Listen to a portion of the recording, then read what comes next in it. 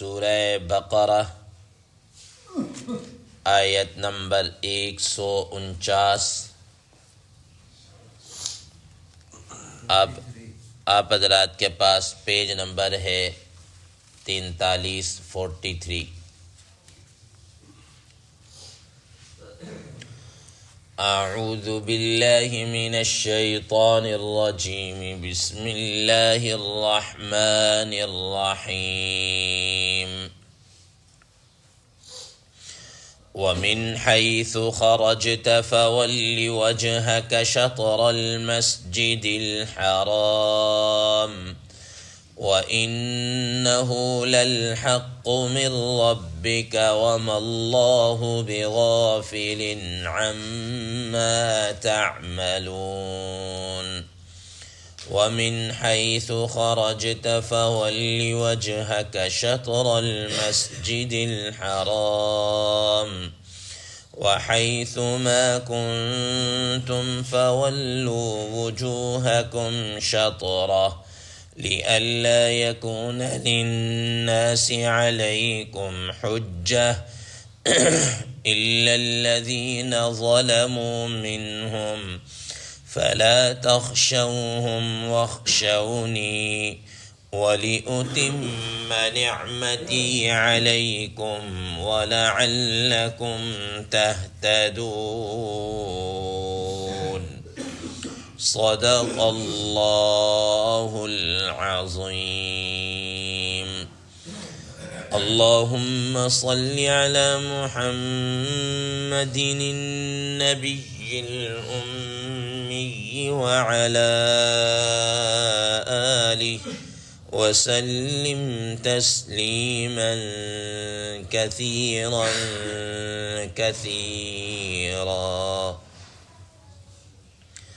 محترم سامعین کرام، ان آیات کا ترجمہ اللہ تبارک و تعالی شاہ فرماتے ہیں، وَمِنْ حَيْثُ خَرَجْتَ فَوَلِّ وَجْهَكَ شَطْرَ الْمَسْجِدِ الْحَرَامِ، اور جہاں کہیں سے بھی آپ نکلیں تو آپ اپنا چہرہ مسجد حرام کی طرف کر لیجئے۔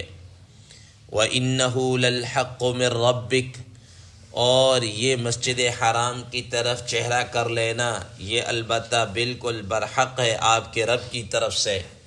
وَمَا اللَّهُ بِغَافِلٍ عَمَّا تَعْمَلُونَ، اور اللہ تبارک و تعالی جو تم کر رہے ہو ان سے بے خبر نہیں ہے، غافل نہیں ہے۔ وَمِنْ حَيْثُ خَرَجْتَ فَوَلِّ وَجْهَكَ شَطْرَ الْمَسْجِدِ الْحَرَامِ، اور آپ سفر میں بھی کہیں نکلیں تو آپ اپنا چہرہ مسجد حرام کی طرف کر لیجئے۔ وَحَيْثُ مَا كُنْتُمْ فَوَلُّوا وُجُوهَكُمْ شَطْرَهُ، اور تم لوگ بھی جہاں کہیں بھی ہو تو تم بھی اپنا چہرہ مسجد حرام کی طرف کر لو۔ لِأَلَّا يَكُونَ لِلنَّاسِ عَلَيْكُمْ حُجَّةٌ، تاکہ لوگوں کے لیے تمہارے اوپر کسی قسم کی کوئی حجت اور الزام نہ رہے۔ إِلَّا الَّذِينَ ظَلَمُوا مِنْهُمْ، مگر وہ لوگ جو ان میں ظالم ہیں۔ فَلَا تَخْشَوْهُمْ وَاخْشَوْنِي، تو تم ان سے کسی قسم کا اندیشہ نہ کرو، ڈر نہ رکھو۔ وَاخْشَوْنِي، مجھ ہی سے ڈرو۔ وَلِأُتِمَّ نِعْمَتِي عَلَيْكُمْ وَلَعَلَّكُمْ تَهْتَدُونَ، اور تاکہ میں تم پر اپنے انعام کو پورا کر دوں۔ وَلَعَلَّكُمْ تَهْتَدُونَ، اور تاکہ تم ہدایت کے اوپر رہو، راہ راست پر رہو۔ محترم سامعین کرام، ما قبل کے اندر گفتگو چل رہی تھی تحویل قبلہ سے متعلق۔ اللہ تبارک و تعالی نے ما قبل کی آیات میں تحویل قبلہ سے متعلق یہ بات اشارہ فرمائی۔ پہلی بات تو یہ ہے کہ بہت سارے بیوقوف قسم کے افراد ہیں، وہ خواہ مخواہ اعتراض کریں گے کہ یہ قبلہ کیوں تبدیل کر دیا۔ پھر فرمایا کہ ہر ملت، ہر قوم، ہر دین کے لیے کوئی نہ کوئی قبلہ ہے، تو اللہ تبارک و تعالی نے اس دین کے لیے بھی، اس امت کے لیے بھی کیا ہے، ایک قبلے کو مقرر کیا۔ محترم سامعین کرام، آج کی ان زیر دس آیات میں 2 آیتوں کے اندر اللہ تبارک و تعالی نے 3 مرتبہ استقبال قبلہ کا حکم دیا۔ بیت اللہ شریف کی طرف رخ کر کے نماز پڑھنے کا حکم دیا۔ حضرات مفسرین کرام رحمہ اللہ اس کے مختلف توجیحات کو بیان فرماتے ہیں کہ ایسا کہ بار بار یہ تاکید کے ساتھ حکم کیوں دیا گیا۔ حضرات مفسرین کرام رحمہ اللہ یہ بات ارشاد فرماتے ہیں کہ اصل بات یہ ہے کہ آپ حضرات نے پیچھے یہ بات پڑھی کہ اللہ تبارک و تعالیٰ نے احکامات جو دیے ان کو کچھ حکموں کو منسوخ بھی کیا ہے۔ اللہ تعالیٰ نے اپنے کسی حکم کو منسوخ کر دیا کہ پہلے یہ حکم تھا، بعد میں آ کر یہ حکم ہو گیا۔ مثال کے طور پر ایک بڑا مشہور حکم آپ اپنے ذہن میں رکھیں کہ پہلے شریعتوں کے اندر ایک ہی نکاح کے اندر کوئی آدمی 2 بہنوں کو اکٹھا کر سکتا تھا کہ ایٹ اے ٹائم 2 بہنوں کے ساتھ نکاح کر دیا، تو وہ سابقہ شریعتوں کے اندر تھا۔ ہماری شریعت کے اندر نہیں رہی یہ بات کہ اگر آپ نے کسی عورت کے ساتھ نکاح کیا ہے تو اب جب تک وہ عورت آپ کے نکاح میں اس کی بہن کے ساتھ، اس کی ہمشیرہ کے ساتھ آپ نکاح نہیں کر سکتے۔ وَأَن تَجْمَعُوا بَيْنَ الْأُخْتَيْنِ إِلَّا مَا قَدْ سَلَفَ، یہ قرآن مجید میں حکم آ چکا، تو یہ حکم منسوخ ہوگا۔ اور اس طرح کچھ احکامات ہیں جو اللہ تعالیٰ نے منسوخ کی ہے۔ تو فرمایا کہ یہ جو نسخ کا سلسلہ تھا، احکامات کو تبدیل کرنا، منسوخ کرنے کا سلسلہ تھا، ان منسوخ شدہ احکام میں سے جو سب سے پہلا حکم منسوخ ہوا یہ تبدیلی قبلہ ہے کہ پہلے بیت المقدس کی طرف رخ کر کے نماز پڑھتے رہے اور اس کے بعد اللہ تعالیٰ نے بیت اللہ شریف کی طرف رخ کر کے نماز پڑھنے کا حکم دیا۔ تو یہ حکم سب سے پہلے کیا ہوا؟ منسوخ ہوا۔ اب ظاہر ہے جب ایک پہلی جو کوئی ایسی بات ہوتی ہے تو اس وقت لوگوں کے اندر ایک تشویش سی بھی ہوتی ہے اور کہتے ہیں یار یہ کیا ہو گیا، یہ واقعہ کیسے ہوگا، یہ اس طرح ہو گیا۔ تو اس ضمن کے اندر اللہ تبارک و تعالیٰ نے بار بار اس کی تاکید کے ساتھ حکم دیا کہ وہ پہلا حکم منسوخ ہو گیا ہے، لہذا اب آپ نے بیت اللہ شریف کی طرف رخ کر کے نماز پڑھنی ہے۔ اس وجہ سے اللہ تبارک و تعالیٰ نے ان 2 آیتوں میں 3 مرتبہ بیت اللہ شریف کی طرف رخ کر کے نماز پڑھنے کا حکم دیا۔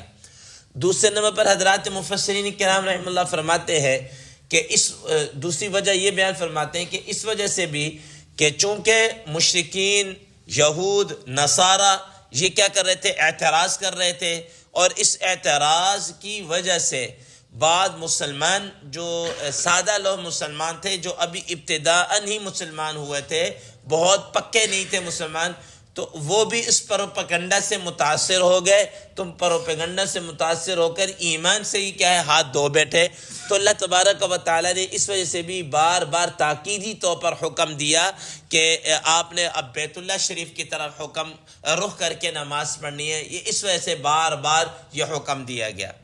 بعض حضرات مفسرین کرام رحمہ اللہ یہ بات ارشاد فرماتے ہیں کہ اس وجہ سے بھی تاکید کے ساتھ حکم دیا کہ اصل میں یہ 3 مرتبہ کہا ہے تو یہ تینوں جگہوں پر الگ الگ حکم ہے، الگ الگ حکم ہے۔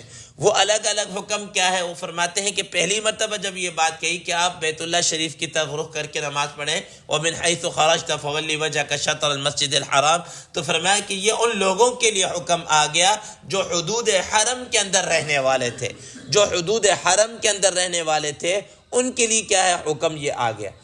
اور پھر دوبارہ جب یہ حکم دیا وَمِنْ حَيْثُ خَرَجْتَ فَوَلِّ وَجْهَكَ شَطْرَ الْمَسْجِدِ الْحَرَامِ، تو یہ ان لوگوں کے لیے تھا جو جزیرہ عرب کے اندر رہنے والے تھے، ان کو یہ حکم دیا کہ بیت اللہ شریف کے اندر رخ کر کے نماز پڑھیں، ٹھیک ہے نا، جو حدود حرم سے باہر حل کے اندر رہتے تھے۔ پھر تیسری مرتبہ یہ حکم دیا، فرمایا کہ دنیا کے ہر کونے کونے کے اندر رہنے والے جو افراد تھے، جو جزیرہ عرب سے باہر کہیں بھی رہنے والے تھے، چاہے وہ پاکستان کے اندر ہے، ہندوستان کے اندر ہے، چاہے وہ امریکہ کے اندر ہے، رشیا کے اندر ہے، کہیں بھی کسی جگہ پر ہے، تو ان کو یہ حکم دے دیا کہ اب آپ نے بیت اللہ شریف کی طرف رخ کر کے حکم، اس وجہ سے بار بار یہ تاکیدی طور پر حکم دیا۔ بعض حضرات مفسرین کرام رحمہ اللہ اس کے بار بار یہ حکم دینے کی ایک اور وجہ یہ بھی بیان فرماتے ہیں کہ پہلا حکم تو اس وجہ سے دیا کہ آپ اگر حضر کے اندر ہوں، سفر میں نہ ہوں، مقیم ہوں، تو اب آپ نے بیت اللہ شریف کی طرف رخ کر کے نماز پڑھنی۔ دوسرے نمبر پر یہ فرمایا کہ اگر آپ سفر کے اندر ہوں تو سفر کے اندر بھی آپ نے بیت اللہ شریف کی طرف رخ کر کے نماز پڑھنی ہے۔ اور تیسرے نمبر پر بعض دیگر لوگوں کو بھی فرما دیا کہ کیا کہتے ہیں اپنا وَحَيْثُ مَا كُنْتُمْ فَوَلُّوا وُجُوهَكُمْ شَطْرَهُ، کہ تمہارا یہ سفر دور کا ہو، نزدیک کا ہو، تھوڑے دنوں کا ہو، زیادہ دنوں کا ہو، بہرحال آپ نے بیت اللہ شریف کی طرف رخ کر کے نماز پڑھنے کا حکم دیا جا رہا ہے، تو آپ نے اس پر عمل کرنا ہے۔ تو الغرض کوئی بھی وجہ ہو سکتی ہے، اللہ تبارک و تعالیٰ کے احکام یا حکم کی جو حکمتیں ہیں انسان ان تک نہیں پہنچ سکتا، ان تک انسان کی رسائی نہیں، تو کوئی بھی اس میں وجہ ہو سکتی ہے یا ساری وجہ بھی اس میں ہو سکتی ہیں۔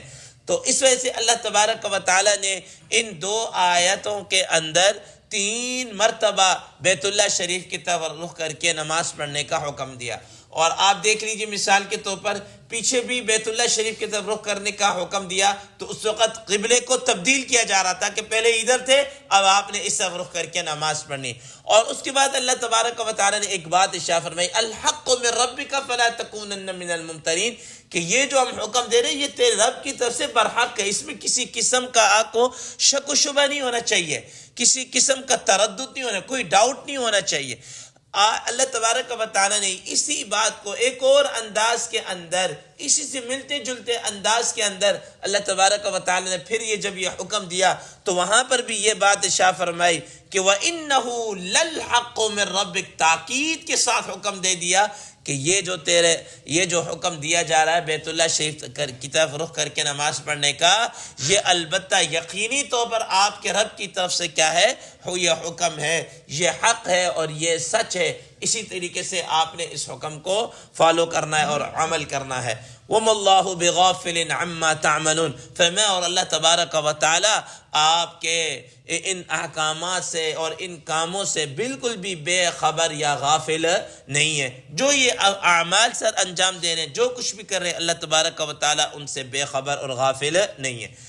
وَمِنْ حَيْثُ خَرَجْتَ فَوَلِّ وَجْهَكَ شَطْرَ الْمَسْجِدِ الْحَرَامِ، تو پھر آپ سفر میں ہوں تب بھی آپ اپنا چہرہ مسجد حرام کی طرف کر کے پڑھ لیے۔ وَحَيْثُ مَا كُنْتُمْ فَوَلُّوا وُجُوهَكُمْ شَطْرَهُ، اب یہ امت کو حکم دیا جا رہا ہے کہ آپ نے بھی یہ جو قبلے کی طرف رخ کر کے نماز پڑھنی ہے، بیت اللہ شریف کی طرف رخ کر کے نماز پڑھنی ہے، یہ صرف نبی صلی اللہ تعالیٰ علیہ وسلم کی خصوصیت نہیں ہے کہ صرف انہی کو کہا جا رہا، باقی جدھر نہ۔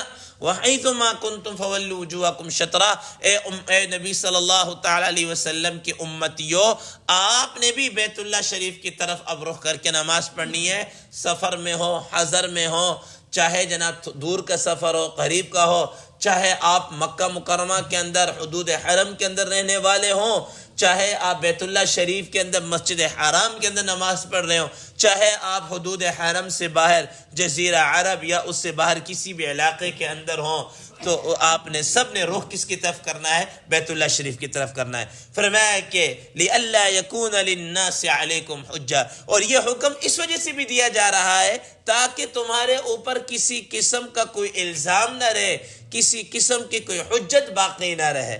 حضرات مفسرین کرام رحمہ اللہ فرماتے ہیں کہ یہ جو فرمایا کہ کوئی حجت یا الزام باقی نہ رہے، یہ اس وجہ سے ہے کہ آپ حضرات کے علم میں ہے کہ سابقہ کتابوں کے اندر یہ بات لکھی ہوئی تھی کہ آخری جو نبی ہوں گے وہ نبی القبلتین ہوں گے، وہ نبی القبلتین ہوں گے کہ دونوں قبلوں کی طرف رخ کر کے نماز پڑھنے والے ہوں گے، وہ بیت المقدس کی طرف رخ کر کے نماز پڑھنے والے ہوں گے، اور بالآخر ان کا قبلہ کس کی طرف ہو جائے گا؟ وہ بیت اللہ شریف کی طرف ہی ہو جائے گا۔ فرمایا کہ اگر یہ ہم بیت المقدس سے بیت اللہ شریف کی طرف رخ نہ کرتے تو یہود و نصارہ کو اعتراض کرنے کا موقع مل جاتا، اور وہ کہتے کہ ہماری کتابوں کے اندر تو وہ نبی کا لکھا ہوا ہے کہ وہ نبی القبلتین ہوں گے اور آخری ان کا قبلہ جو ہے وہ بیت اللہ شریف ہوگا، تو یہ اگر بیت المقدس کی طرف رخ کر کے نماز پڑھتے تو ان کو حجت کا اور الزام کا موقع مل جاتا، دیکھو یہ تو وہ نبی نہیں ہے، یہ نبی یہ برحق نہیں ہے، ہم آخری نبی تو بیت اللہ شریف کی طرف رخ کر کے نماز پڑھتا۔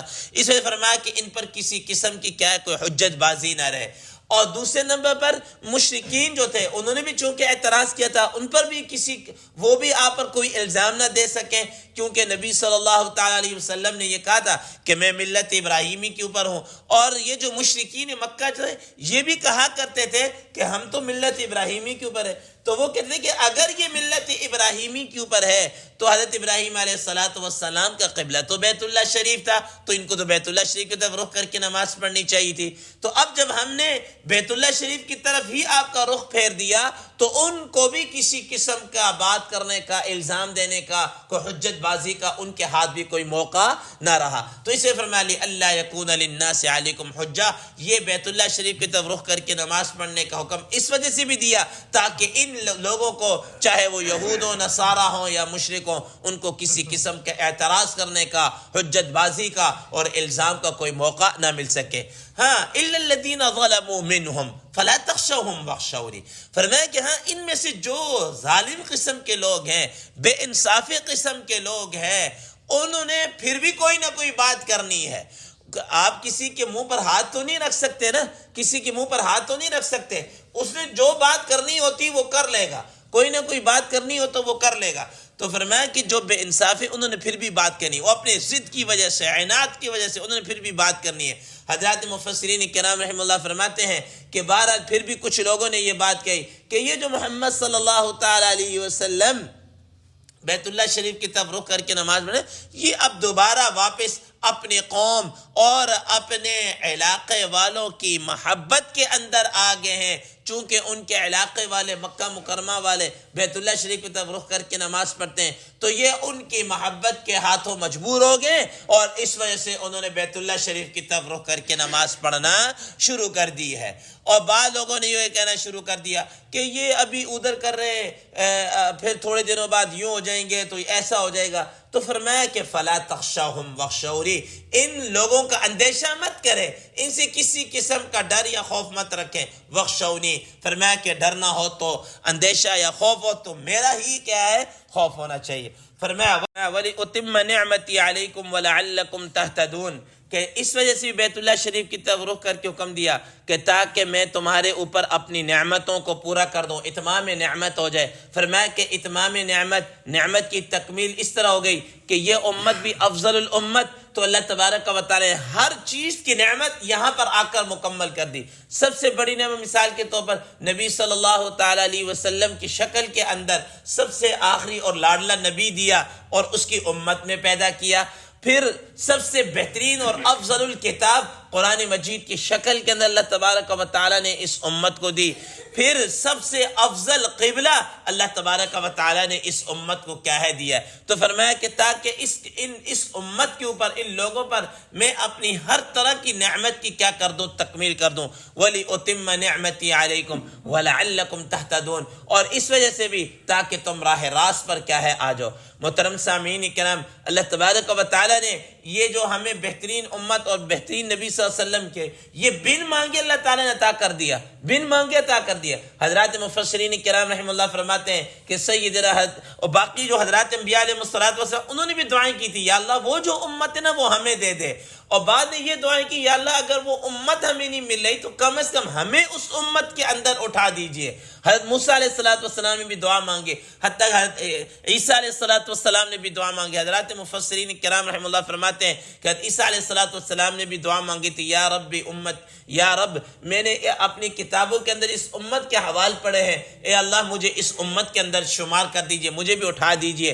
چنانچہ احادیث میں آتا ہے کہ سیدنا عیسیٰ علیہ السلام قرب قیامت میں، قیامت کے آخر میں دوبارہ اس دنیا کے اندر آئیں گے اور وہ بے حیثیت امتی کے آئیں گے، نبی صلی اللہ تعالی علیہ وسلم کے امتی کی حیثیت سے آئیں گے، نبی بن کر نہیں آئیں گے. اور ایسے ہی جیسے ہمارے ہاں 5 نمازیں فرض ہے، ایسے ہی نمازیں پڑھیں گے، تقریباً 40 سال تک زندہ رہیں گے اور اس کے بعد پھر ان کی جو وفات ہوگی.